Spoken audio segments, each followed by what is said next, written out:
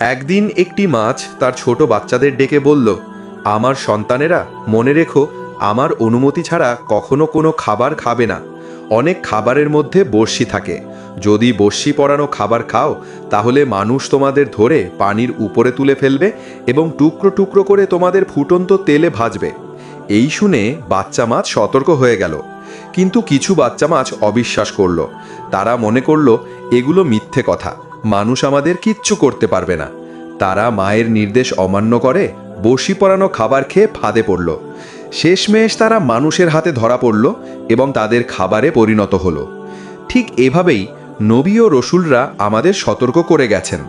তারা বলেছেন, মৃত্যুর পর জান্নাত আছে, জাহান্নাম আছে এবং আমাদের কাজের জন্য আল্লাহর কাছে জবাবদিহি করতে হবে।